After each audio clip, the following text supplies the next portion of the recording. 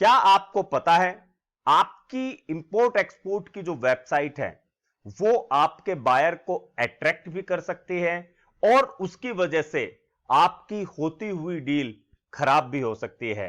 क्या आपने ऐसा, अगर आपके पास में पहले से वेबसाइट है, फिर आपने कभी ऐसा महसूस किया है कि आपकी बायर के साथ में अच्छी बातचीत चल रही थी और जैसे ही आपने उसे अपनी वेबसाइट दी, आपका बायर उसके बाद में आपके कांटेक्ट में नहीं है? ऐसे बहुत सारे लोग होंगे जो बहुत अच्छे से बातचीत करते हैं ईमेल वगैरह पे, लेकिन बायर जब वेबसाइट मांगता है तो वेबसाइट उनके पास में होती नहीं है, या फिर जब वो अपनी वेबसाइट देते हैं तो उसकी वजह से बायर उसके बाद में कोई जवाब नहीं देता। जी हां दोस्तों, आज इस वीडियो के अंदर मैं आपको एक इंपोर्ट एक्सपोर्ट की वेबसाइट में क्या क्या होना चाहिए और क्यों होना चाहिए, मैं दोनों चीजें आपको बताऊंगा। अगर आपके पास में ऑलरेडी वेबसाइट है तो इन चीजों को आपको इंप्लीमेंट करना चाहिए अपनी वेबसाइट में, और अगर आपके पास में वेबसाइट नहीं है तो आप बनवाना चाहते हो तो इन चीजों को ध्यान में रखते हुए आपको वेबसाइट बनवानी चाहिए। क्योंकि हम लोग जो इंपोर्ट एक्सपोर्ट के लिए, इंटरनेशनल बिजनेस के लिए स्पेशल एक्सपोर्टर वेब प्रोफाइल के नाम से जो वेबसाइट बनाते हैं, मैं आज उसमें क्या क्या दिया जाता है कुछ चीजें आपके साथ में शेयर करना चाहता हूं। आज ये वीडियो बहुत इंपॉर्टेंट है, मैं स्टेप टू स्टेप आपको सारी चीजें बताऊंगा, तो आप अंत तक सारी चीजें स्टेप टू स्टेप देखिए और अपनी वेबसाइट के ऊपर उसे इंप्लीमेंट कीजिए ताकि आपका बिजनेस भी रॉकेट की तरह उड़ना शुरू हो जाए। तो चलिए शुरू करते हैं। नमस्कार हिंदुस्तान, मैं Chetan Kumar Verma, international biz consultant, EXIM business adviser YouTube channel पर आप सभी लोगों का हार्दिक स्वागत करता हूं।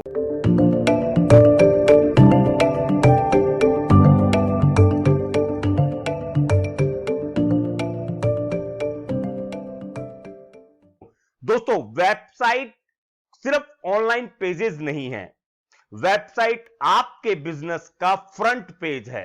वेबसाइट आपके बिजनेस के लिए एक वर्चुअल ऑफिस है, क्योंकि स्पेशली जब हम इंटरनेशनल बिजनेस की बात करते हैं और वहां पे जब बायर एक रिकवर, आप बोल सकते हो कि आपके साथ में कनेक्शन मोड पे आता है, और उस समय अगर आपकी वेबसाइट अच्छी हो, एक आप बोल सकते हो कि एक स्टैंडर्ड वेबसाइट होती है, that will attract buyer attention for your business and other things. आप सिंपली बोल सकते हो कि यह चीज आपके बायर को बहुत ज्यादा अट्रैक्ट करती है। आप, अगर मैं आपको इसका एग्जांपल के तौर पे बोलूं, आप एक होटल में गए, आप कहीं पे घूमने को गए, वहां पे आप एक होटल देख रहे हो, उसने कॉस्ट बताई 5,000, लेकिन बाहर से आपने उसको देखा, कुछ भी नहीं, रंग नहीं, ये नहीं, वो नहीं, कोई उसका स्टैंडर्ड नहीं, आप उसे 5,000 रुपए नहीं दोगे। लेकिन वही उसके बाजू में एक होटल है जिसकी कॉस्ट 6,000 रुपए की है, लेकिन इतना पॉश दिख रहा है, स्टैंडर्ड दिख रहा है, वहां पे इंसान 6,000 रुपए भी देता है। रीजन है उसकी विजिबिलिटी, और यही विजिबिलिटी जो होती है वो क्लाइंट को अट्रैक्ट करती है। तो सबसे पहला, वेबसाइट के अंदर अगर आप लोग बनवा रहे हो या ऑलरेडी बनवा चुके हो, तो आपको सबसे पहले ध्यान देना चाहिए अपनी डेडिकेटेड आईपी के ऊपर। जी हां दोस्तों, जो यूआरएल आप लोग ऊपर देखते हो उसकी एक डेडिकेटेड आईपी होती है। इंटरनेशनल मार्केट के अंदर शेयर्ड आईपी के ऊपर जब आप काम करते हो तो बहुत सारे लोग उसके बेसिस के ऊपर सर्चिंग करते हैं कि आपने किससे आईपी वगैरह परचेज कर रखी है, और उससे भी वो लोग ये अंदाज लगाने की कोशिश करते हैं कि आपकी पकड़ आपके बिजनेस पे कितनी है। तो डेडिकेटेड आईपी और डेडिकेटेड होस्टिंग अगर हो सके तो, क्योंकि शेयर्ड होस्टिंग को बहुत सारी जगह पे आप ये मानिए अप टू मार्क बिजनेस के अकॉर्डिंग नहीं समझा जाता है। हमारे पास में जितनी भी वेबसाइटें बनती हैं, हम उन्हें dedicated hosting and IP provide करते हैं। Number 2, SSL certificate. जैसा कि आप लोग देखते हो, आपके यूआरएल के पहले, किसी भी यूआरएल के पहले एक ग्रीन पैडलॉक लगा हुआ होता है, जिसे सिक्योर सीक्रेट लेयर जिसको कहा जाता है, उसे एसएसएल सर्टिफिकेट कहा जाता है। विदाउट एसएसएल सर्टिफिकेट की वेबसाइट जो होती है उसे गूगल भी रिकमेंड नहीं करता है। यानी एसईओ जो है, सर्च इंजन ऑप्टिमाइजेशन, और जो आर्टिफिशियल इंटेलिजेंस है गूगल का, वो विदाउट एसएसएल की वेबसाइट को ब्लैक लिस्ट तो नहीं करता है, बट ब्राउन लिस्ट में डाल देता है, जिसका मतलब यह है कि उसकी प्रायोरिटी कभी नहीं आएगी सर्च इंजन के लिए। यह मैं नई वेबसाइटों की बात कर रहा हूं। तो इसलिए अगर आपकी वेबसाइट पे अब तक एसएसएल नहीं है तो आपको लगवा लेना चाहिए, और अगर आप नया बनवाने की वेबसाइट बनवाना चाहते हो तो आपको एसएसएल के साथ में ही वेबसाइट को लेना है। Number 3, multi language website.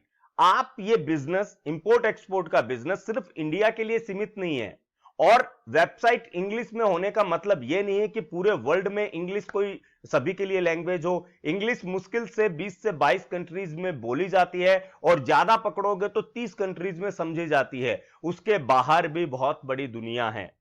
आप लोग इतनी मेहनत करते हो, इतना सब कुछ हम लोग सोशल शेयरिंग सब कुछ करते हैं, और उसके बावजूद अगर आपकी वेबसाइट को कोई ऐसी कंट्री खोल रही है, ऐसा बायर ओपन कर रहा है जहां पे उसको इंग्लिश नहीं आती है, और अगर वो वेबसाइट उसकी लैंग्वेज में नहीं है, तो आप ये मानिए आप अपने हाथों से उसका नुकसान कर रहे हो। इसलिए अपनी वेबसाइट को आपको कभी भी मल्टी लैंग्वेज में डेवलप करना चाहिए, और हमारी जो एक्सपोर्टर वेब प्रोफाइल होती है वो 100% मल्टी लैंग्वेज में होती है। इसके अलावा फिर इजी कनेक्टिविटी की बात आती है, क्योंकि कोई भी बायर इंटरनेशनल लेवल पे, आप भी अपने बायर को कॉल नहीं करते हो, तो जो बायर आपके वेबसाइट पे आता है वो भी आपको कॉल नहीं करेगा। तो इजी कनेक्टिविटी के लिए वहां पे आपको लाइव चैट और व्हाट्सएप चैट का उपयोग करना चाहिए। इवन आप फेसबुक मैसेंजर और इन सब का भी उपयोग आप कर सकते हो, क्योंकि इससे होगा क्या, हो सकता है आपका बायर आपको कॉल ना करे, हो सकता है जो बंदा आपकी वेबसाइट पे विजिट कर रहा है उसे कुछ एक दो क्यूरीज हो, जो अगर आप उसकी सॉल्व कर दो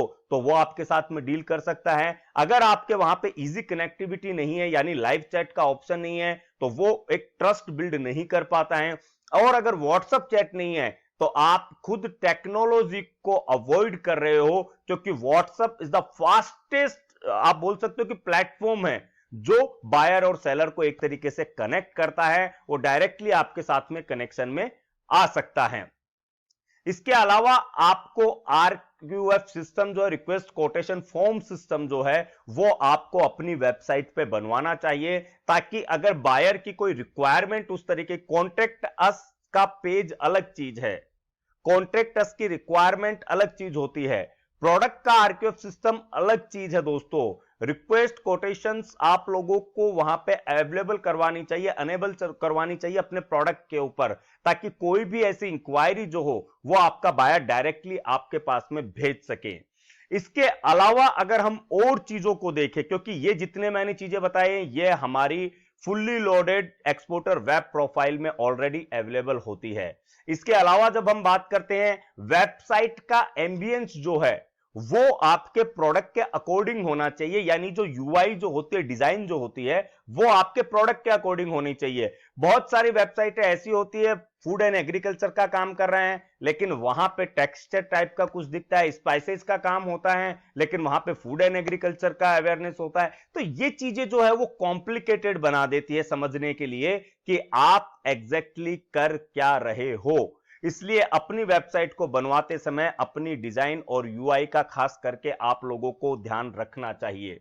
इसके अलावा आपको अपनी वेबसाइट के ऊपर जो कॉन्टेक्ट अस का पेज है, उसके अलावा अपने अबाउट अस के पेजेस होते हैं, आपकी कंपनी की प्रोफाइलिंग होती है, ये सब चीजें भी आपको अपने अनेबल करके रखना चाहिए, क्योंकि इन चीजों से एक ट्रस्ट लेवल जो है वो इंटरनेशनल बायर का क्रिएट होता है। जब वहां पे इंफॉर्मेशन होगी तो वो कुछ पढ़ेगा, जब वो कुछ पढ़ेगा तब वो आपके और आपकी कंपनी के बारे में कुछ समझेगा। अगर वहां पे कुछ है ही नहीं तो वो क्या आपके लिए समझेगा, क्या आपके बिजनेस के लिए समझेगा, क्या आपका विजन है, क्या मिशन है, उसे कुछ भी समझ में नहीं आएगा दोस्तों। इसलिए ये पेजेस क्रिएट करना बहुत जरूरी है। इसके अलावा इंटरनेशनल लेवल के लिए एज पर गूगल कुछ पॉलिसीज होती है जो आपकी वेबसाइट को ऑथेंटिकेटेड बनाती है। जीडीपीआर भी एक चीज होती है जो ऑथेंटिकेटेड बनाता है कि यह वेबसाइट,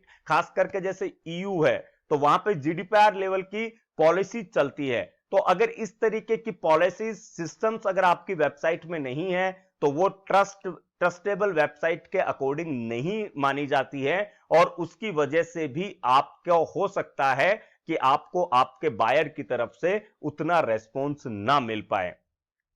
उसके अलावा वेबसाइट के ऊपर product information is most important thing. बहुत सारे लोग ऐसा करते हैं कि वो सिर्फ प्रोडक्ट की फोटो लगा देते हैं, नाम लिख देते हैं और वो ये उम्मीद करते हैं कि वो जिसे वेबसाइट दे रहा है वो सिर्फ उस फोटो को देख के आपको ऑर्डर दे देगा।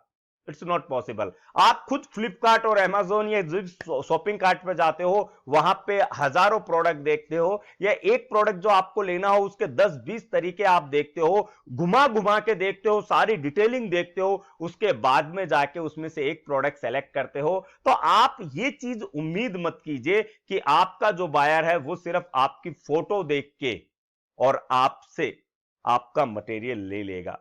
इसके लिए आपको प्रोडक्ट को जो है वो एक तरीके से एक्सप्लोर करना होगा, आपको प्रोडक्ट को शो करना होगा कि आप किस तरीके से वर्कआउट कर रहे हो।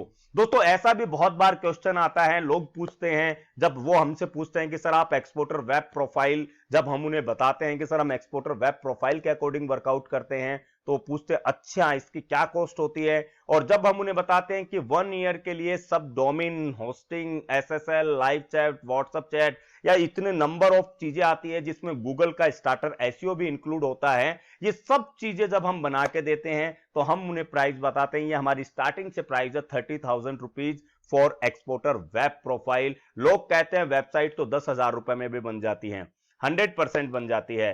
दोस्तों 10,000 रुपए में जो 5 पेज बना के आपको दिए जाते हैं वो एक तरीके से सिर्फ इंटरनेट पे लटकाने के लिए पेज होते हैं, जो स्टैटिक पेज होते हैं, जिनका कन्वर्जन रेशियो 0 होता है। ऐसे हमारे पास में भी बहुत सारी वेबसाइटें कन्वर्ट हुई हैं, जिन लोगों ने पहले जो वेबसाइटें बना रखी थी उनका कोई कन्वर्जन रेशियो नहीं होता, और अब जो वेबसाइटें हैं they attract customer for business. तो आपको भी कहीं ना कहीं पे अपनी वेबसाइट के अंदर जितनी मैंने चीजें बताई हैं वो आपको इंप्लीमेंट करनी पड़ेगी, अगर आप अपनी वेबसाइट के ऊपर ट्रस्ट सील देखना चाहते हो अपने बायर का। इसके अलावा वेबसाइटें तो हमारे पास में भी 15,000 रुपए से शुरू हो जाती है, लेकिन मेरा मानना यह है कि आपके पास में एक बार डॉक्यूमेंट हो या ना हो, अगर आप बायर सर्च शुरू करते हो, अगर आप बायर के साथ में कम्युनिकेशन शुरू करते हो, नेटवर्क बिल्डिंग शुरू करते हो, तो वेबसाइट बहुत इंपॉर्टेंट चीज होती है, क्योंकि सिर्फ एक सिंगल वेबसाइट आपके बायर को अश्योर्ड कर सकती है कि आप ये बिजनेस कर रहे हो और बहुत अच्छे से कर रहे हो। अगर आपके पास में वेबसाइट नहीं है और सारे डॉक्यूमेंट होने के बावजूद भी आपकी सोशल प्रेजेंस और ऑनलाइन अवेलेबिलिटी ना होने की वजह से आपका बायर आप पे ट्रस्ट नहीं करता है, बायर वेरिफिकेशन मेथड के अंदर यह आपको कोई भी बताएगा कि सबसे पहले बायर की वेबसाइट देखो, उसका सोशल मीडिया स्ट्रक्चर देखो, ये वो सब कुछ देखो। जब आपका कुछ है ही नहीं तो आपका बायर आपसे किस तरीके से कनेक्ट होगा, ये आप लोगों को भी सोचना चाहिए। तो दोस्तों अगर आप लोगों को कुछ देखना है, नहीं समझ में आया है, तो आप लोग कमेंट में रिक्वेस्ट कर सकते हो। मैं अगले वीडियो में प्रैक्टिकली लाइव आपको दिखाऊंगा कि क्या क्या चीजें आपको अपनी वेबसाइट में चाहिए। बाकी जिन लोगों को वेबसाइट बनवानी हो, किसी भी प्रोडक्ट के अकॉर्डिंग हो, आप नीचे दिए हुए नंबर पे कॉल कीजिए। हमारी टीम डेडिकेटली हम लोग सपोर्टिंग वे के अंदर वेबसाइट क्रिएट करते हैं, और अब तक हमने सैकड़ों से ज्यादा वेबसाइटें बनाई हैं जो अपने आप में बहुत अच्छा परफॉर्म करती हैं, और एक इंटरनेशनल लेवल का जो अप टू मार्क होता है उसको हम हमेशा टच करने की कोशिश करते हैं। मेरा उद्देश्य आज आप लोगों के साथ में ये चीजें शेयर करने की थी, क्योंकि बहुत सारे लोग आते हैं जो ये कहते हैं हमारे पास वेबसाइट है लेकिन कन्वर्जन नहीं हो रहा। जब उनकी वेबसाइट देखी जाती है तो सही में वो कन्वर्जन के लायक नहीं होती है। अपनी वेबसाइट को ऑप्टिमाइज करने की कोशिश करो। अगर आप भी जो चीजें मैंने बताई हैं अगर उसमें नहीं है तो उन्हें इंप्लीमेंट करवाओ, उन्हें आपकी वेबसाइट में ऐड करवाओ, और अगर नई वेबसाइट बनवानी हो डायनेमिक और इंटरनेशनल बिजनेस के अकॉर्डिंग, स्टैंडर्ड के अकॉर्डिंग, तो नीचे दिए हुए नंबर पे कॉल करो, इंफॉर्मेशन लो। तो आगे मिलते हैं हम लोग एक नए टॉपिक के साथ में, कुछ नई चीजों के साथ में। तब तक स्वस्थ रहिए, घर पे रहिए, अपने परिवार का ध्यान रखिए, अपनी स्किल को अपग्रेड करते रहिए। Knowledge is the key of success, और इस सक्सेस के लिए अपने नॉलेज को डेवलप करते रहिए। मिलते हैं नेक्स्ट वीडियो में एक नए टॉपिक के साथ में। अगर आप नए हो तो चैनल को सब्सक्राइब कीजिए, वीडियो अच्छा लगे लाइक कीजिए, शेयर कीजिए। जय हिंद, जय भारत।